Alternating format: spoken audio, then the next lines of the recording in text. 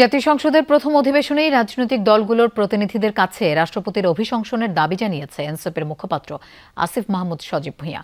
সকালে জাতীয় সংসদ ভবনের সামনে সংবিধান সংস্কার পরিষদ বাস্তবায়ন সহ ৩ দফা দাবিতে অবস্থান নেয় জাতীয় নাগরিক পার্টির নেতৃবৃন্দ।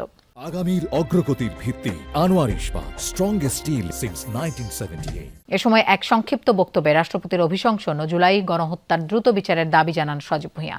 একই সাথে অবিলম্বে সরকারি দলকে সংবিধান সংস্কার পরিষদের শপথ নেয়ার দাবি জানান তিনি। এ সময় সজীব ভূঁইয়া জানান, অধিবেশনে রাষ্ট্রপতির ভাষণ শোনা আর না শোনার মাধ্যমে জাতি দুই ভাগে বিভক্ত হবে। বোঝা যাবে কারা ফ্যাসিবাদের পক্ষে আর কারা বিপক্ষে। জুলাই সনদ অনুযায়ী গণভোট বাস্তবায়ন সহ জুলাই সনদের প্রতিটি বিধান এই সংসদকে মানতে হবে বলেও হুঁশিয়ারি দেয় এনসিপি নেতারা।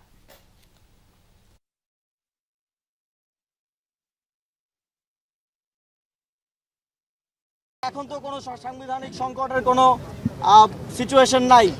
এখন সংসদ বসেছে, সংসদ লিগেলি এই রাষ্ট্রপতিকে অভিশংসন করতে পারে। যারা আপনাদেরকে ভোট দিয়ে জয়ী করেছেন তাদের কাছে মুখ দেখাতে চান, আবার এলাকায় ফিরে গিয়ে তাদের সামনে বুক ফুলিয়ে মাথা উঁচু করে কথা বলতে চান, তাহলে অবশ্যই ফ্যাসিবাদের সর্বশেষ যেই চিহ্ন এবং সর্বশেষ যেই প্রতীক এই রাষ্ট্রপতি চুপ্পু এখানে আছে তাকে আপনাদেরকে অপসারণ করতে হবে।